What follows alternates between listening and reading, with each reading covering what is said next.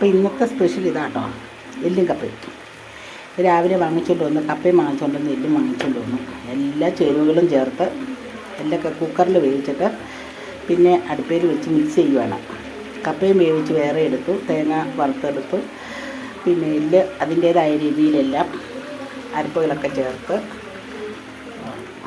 Mix ചെയ്തുകൊണ്ടിരിക്കുക കേട്ടോ. ഇന്ന് സ്പെഷ്യൽ ഇതാണ്, എല്ലും കപ്പയും. സൺഡേ സ്പെഷ്യൽ എല്ലും കപ്പയും. നമ്മുടെ നാട്ടിൽ ഇതൊക്കെയല്ലേ കിട്ടാനുള്ളൂ, അല്ലാണ്ട് ചെമ്മീനോ ഞണ്ടോ അല്ലെങ്കിൽ നല്ല ഐറ്റം മീനുകളോ ഒന്നും കിട്ടാനില്ല. അതൊക്കെ കിട്ടിയാൽ തന്നെ ചീഞ്ഞതും കുറേ നാൾ പഴക്കമുള്ളതൊക്കെ ആയിരിക്കും. അയല, മത്തി, ചൂരയൊക്കെ കിട്ടുന്നത്. പക്ഷെ അത് വാങ്ങിക്കും കേട്ടോ, അതില്ലെന്നല്ല പറഞ്ഞ്, അത് നമ്മൾ വാങ്ങിച്ച് ഉപയോഗിക്കുന്നുണ്ട്.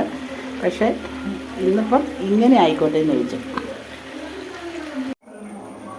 കണ്ട. അപ്പം ലാസ്റ്റ് പച്ചക്കറിവേപ്പില ഇട്ടു, ഒരല്പം പച്ചവെളിച്ചെണ്ണയും കൂടി ഒഴിച്ചായിരുന്നു കേട്ടോ.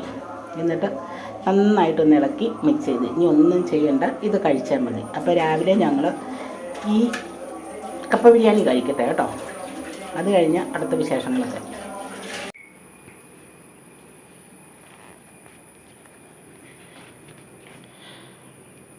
അപ്പോൾ അനുമോളും അപ്പുമോനും കൂടെ കപ്പ ബിരിയാണി കഴിക്കുക കേട്ടോ, രണ്ടുപേരും കൂടെ. എങ്ങനെയുണ്ട് അനുക്കൊച്ചായ? സൂപ്പറാണോ? അപ്പോൾ തിന്ന് കഴിച്ചിറക്കിയെങ്കിലേ പറയാൻ പറ്റുള്ളൂ അല്ലേ.